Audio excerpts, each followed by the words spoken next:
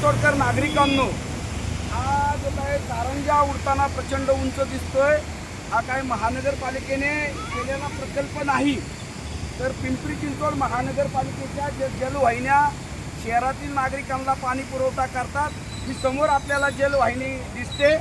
ही जलवाहिनी ज्या आहेत, ह्या जलवाहिन्या पिंपरी चिंचवडकरांना या जलवाहिनीच्याद्वारे पाणी पुरवठा होतो। आदित्य बिर्लाच्या लगत उजव्या बाजूला या ठिकाणी पवना नदीच्या बरोबर पात्रामध्ये हे या ठिकाणी पाणी पुरवठा करणाऱ्या जलवाहिनीमध्ये मोठ्या प्रमाणात फूट झालेली आहे आणि त्यातून हजारो लिटर पाणी वाया जाते। मागच्या अर्ध्या पाऊण तासापासून हे पाणी अशा पद्धतीने वाहते। पिंपरी चिंचवड महानगरपालिकेचा आयुक्त किंवा पाणी पुरवठा विभागाच्या अधिकाऱ्यांचं याच्याकडे पूर्ण दुर्लक्ष आहे आणि हजारो लिटर पिण्याचं हे स्वच्छ पाणी वाया जाते।